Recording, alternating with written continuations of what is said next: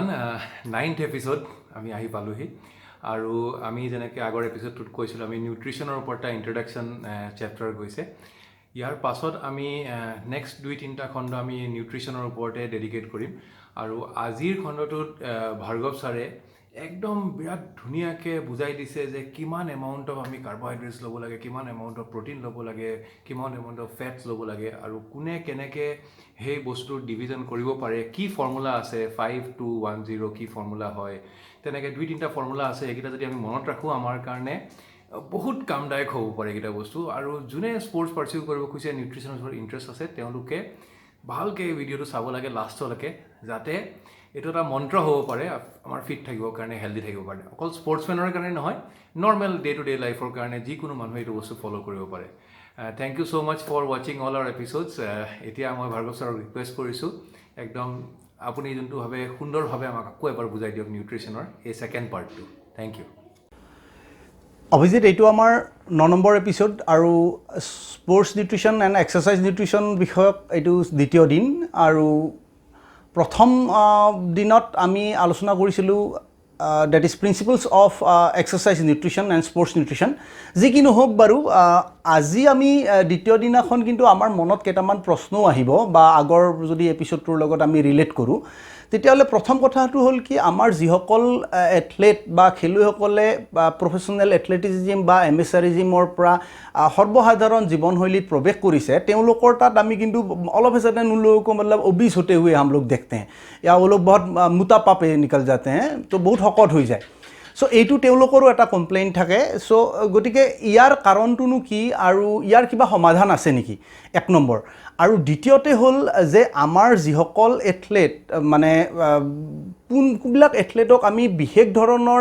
বিশেষ খাদ্যৰ তেওঁলোকক প্ৰয়োজন হয় আৰু কোনসকল খেলুৱৈক সৰ্বসাধাৰণতে গ্ৰহণ কৰা খাদ্যই তেওঁলোকৰ মানে জীৱন ধাৰণ শৈলীত গ্ৰহণ কৰা খাদ্যই তেওঁলোকৰ স্পৰ্টছ পাৰফৰ্মেন্সৰ কাৰণে যথেষ্ট হয় ইয়াৰ কিবা পেৰামিটাৰ আছে নেকি কিবা ডিমাৰ্কেশ্যন আছে নেকি এই বিষয়ক আমি আজি চালি জাৰি চাম আৰু ইয়াৰ লগে লগে আমাৰ যিসকল খেলুৱৈ আমাৰ স্কুল পৰ্যায়ত আছে অথবা আমাৰ সকলো অঞ্চলতে নতুনকৈ খেলৰ লগত জড়িত হৈ পৰিছে তেওঁলোকৰ জীৱন ধাৰণ শৈলীত আৰু তেওঁলোকে কেনেকুৱা ধৰণৰ জীৱন ধাৰণ শৈলীৰে তেওঁলোকে পাৰ হ'লে এজন সফল খেলুৱৈ হোৱাৰ সম্ভাৱনা অধিক এই বিষয়ে আলোচনা কৰিম কিন্তু বৰ ইণ্টাৰেষ্টিং যে এইখিনি কথা কিন্তু আমাৰ একেবাৰে সৰ্বসাধাৰণ নন এথলেট এজনৰ কাৰণেও কিন্তু প্ৰযোজ্য যদিও বা আমি ইয়াত যেহেতু আমি হোৱাইট লাইট স্পৰ্টছত আমি এথলেটসকলকে আমি প্ৰধানত আলোচনাৰ বিষয়বস্তু হিচাপে লওঁ তথাপিতো সৰ্বসাধাৰণ ব্যক্তিৰো হয়তো আজিৰ বিষয়বস্তুখিনি যথেষ্ট কামত আহিব সো প্ৰথম কথা হ'ল কি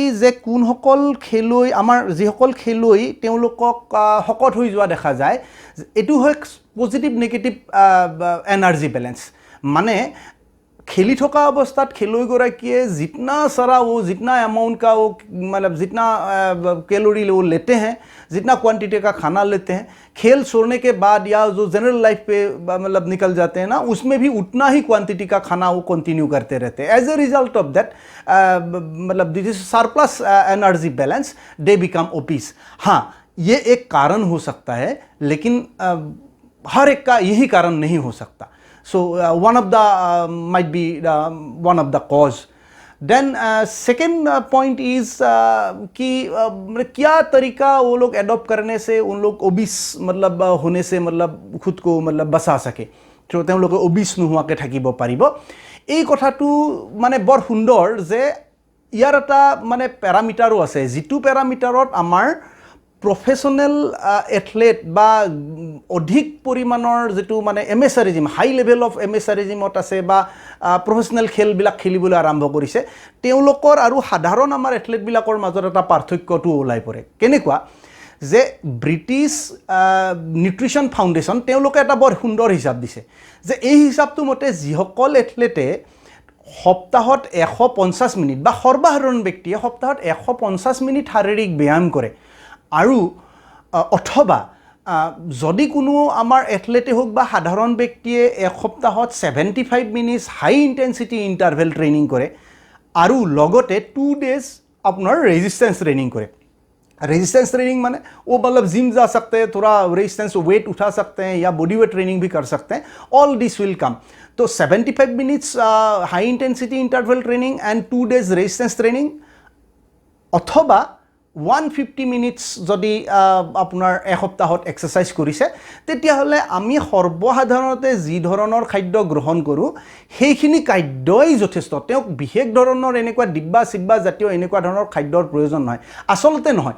প্ৰথম কথা হ'ল কি আমাৰ খেলুৱৈসকলে এইটো মনত ৰখা উচিত যে কোনো কাৰণতে যাতে মানে অপ্ৰয়োজনত আপোনাক বিশেষজ্ঞই পৰামৰ্শ নিদিয়ালৈকে যাতে কোনো ধৰণৰ এনেকুৱা ধৰণৰ খাদ্য গ্ৰহণ নকৰে.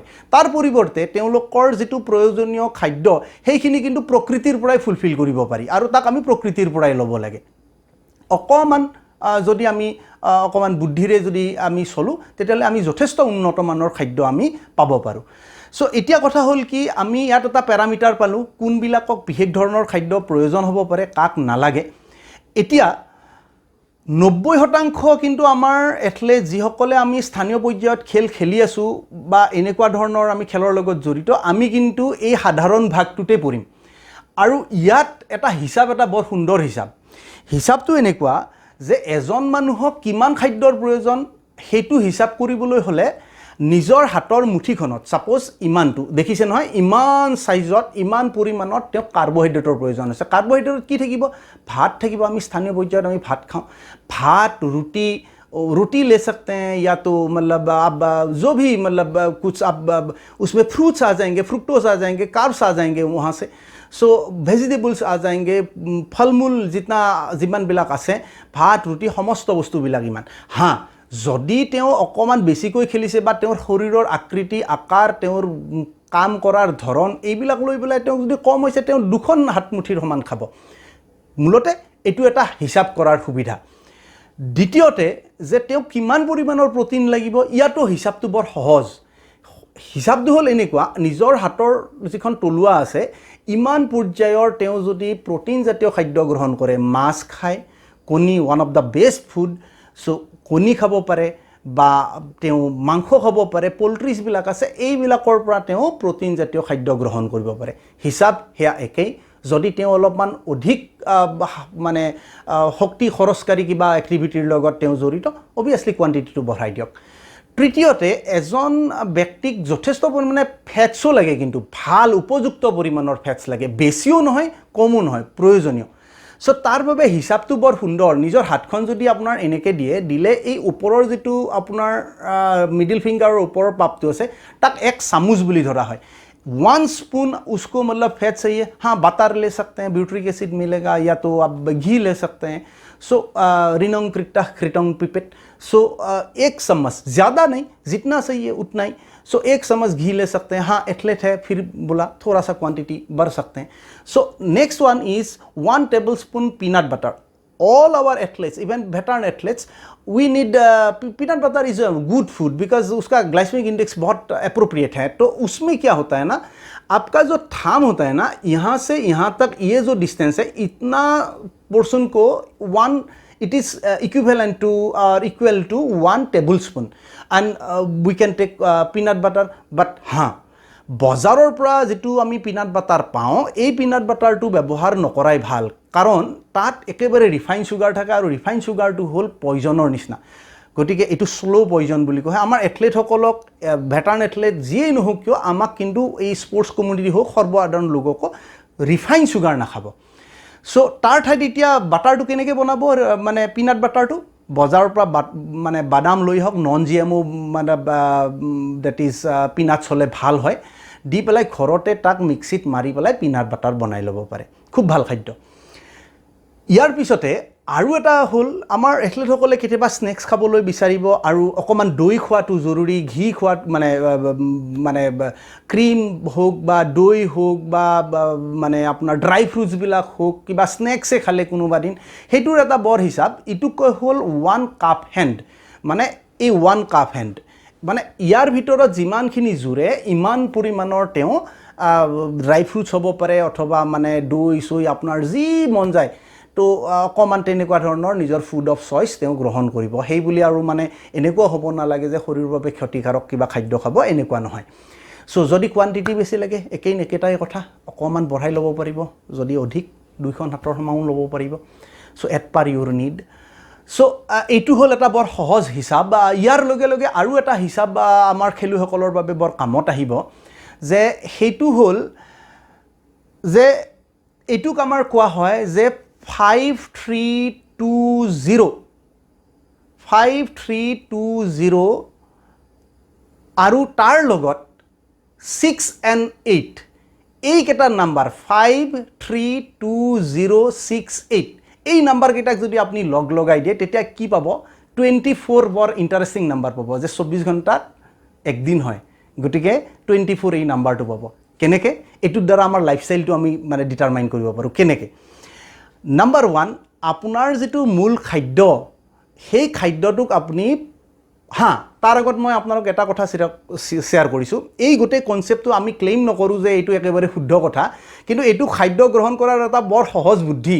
আমি এইটো হোৱাইট লাইট স্পৰ্টছৰ পৰা আমাৰ খেলুৱৈসকলক এটা সৰু টিপছে দিব বিচাৰিছোঁ, মানে আৰু এইটো মানে HRFC ৱেলনেছৰ এটা বিশ্বাস।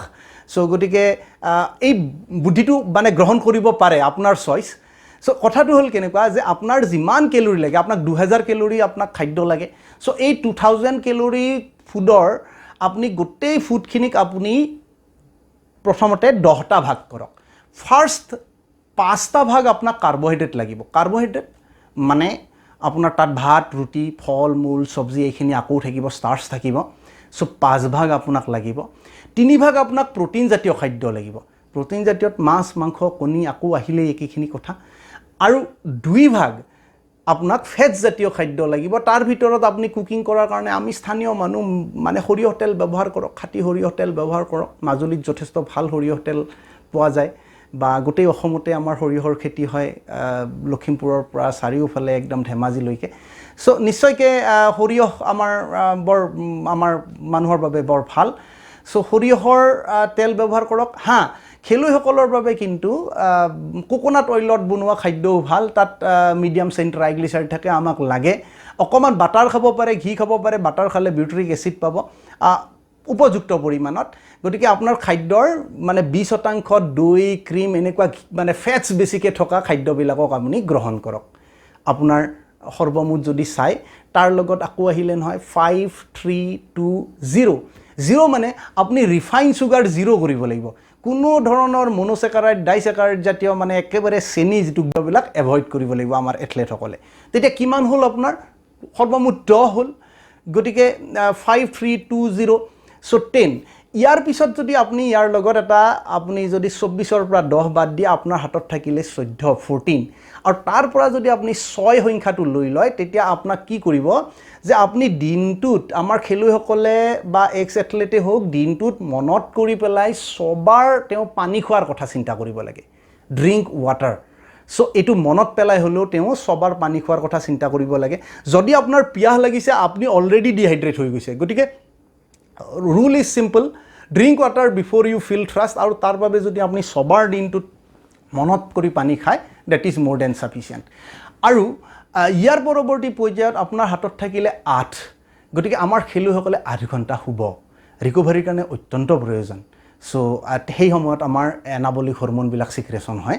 গতিকে খেলুৱৈসকল 8 ঘণ্টা শুবলৈ নাপাহৰিব। আমাৰ ভেটাৰ্ণ যিখিনি এথলেট খেলপথাৰ ত্যাগ কৰিছে, আপোনালোকে যথেষ্ট মানে সমাজত কণ্ট্ৰিবিউট কৰিছে। আপোনালোকেও নিজৰ শৰীৰটোক ভালকৈ ৰাখক, 8 ঘণ্টা শুব।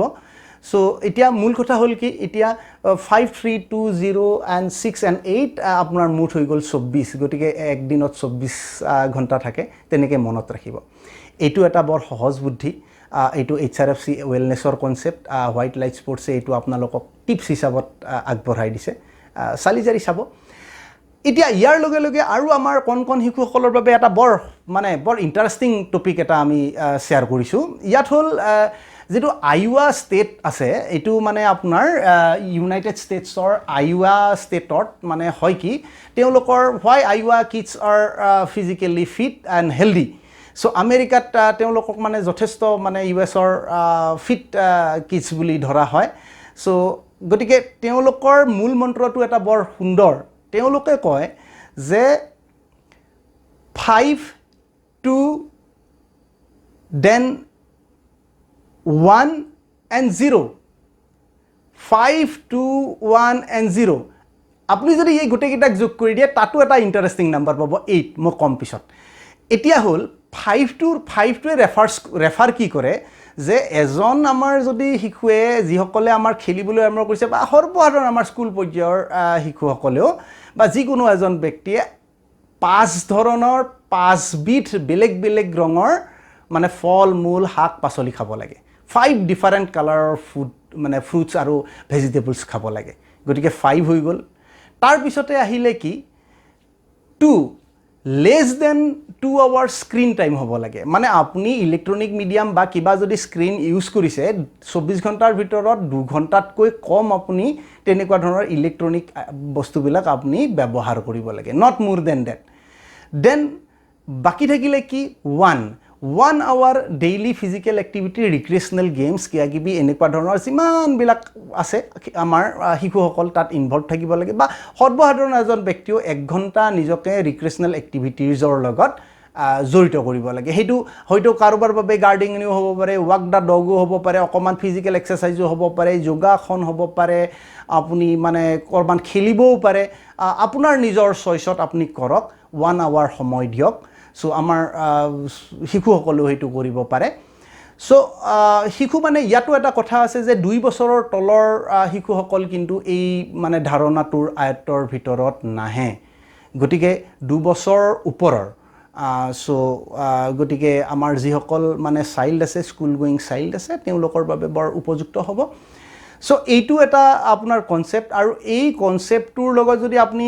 5-2-1-0 এটা 0টোৱে ৰেফাৰ কৰে কি এগেইন 0 সুগাৰ আপুনি কোনো ধৰণৰ ৰিফাইন সুগাৰ আমাক প্ৰয়োজন নাই it's like slow poison avoid কৰিব লাগিব আৰু এই গোটেইকেইটাক যদি লগাই দিয়ে আকৌ আমি মেজিক নাম্বাৰটো পাম দ্যাট ইজ 8 আৱাৰ্ছ স্লিপ আমি 8 ঘণ্টা শুব লাগিব এতিয়া মূল কথা হ'ল কি আইৱা ষ্টেটৰ এই গোটেই কনসেপ্টটো আসলতে কেনেকুৱা department of public health Iowa ষ্টেটত তেওঁলোকে এইটো প্ৰমো কৰিছে বৰ পপুলাৰ হৈছে এইটো বৰ সফল হৈছে তেওঁলোকৰ গতিকে এইটো আমাৰ শিশুসকলেও ইয়াক মানে বা আমাৰ খেলুৱৈসকলেও ইয়াক মানে জীৱন ধাৰণ শৈলীটো ঠিক কৰাৰ বাবে গ্ৰহণ কৰিব পাৰে মই আজি ৰেফাৰেন্স জাৰ্নেলৰ ৰেফাৰেন্সবিলাক খুব দিবলৈ ইচ্ছা কৰা নাই কাৰণ এইবিলাক সব ওপেন এক্সেস জাৰ্নেলৰ পৰা লোৱা আপোনালোকে ইন্টাৰনেটত বিচাৰিলে সাধাৰণতে পাব আৰু যদি কিবা আপোনালোকৰ মনত প্ৰশ্ন আছে তেতিয়াহলৈকে হোৱাইট লাইট স্পৰ্টছৰলৈকে লিখিব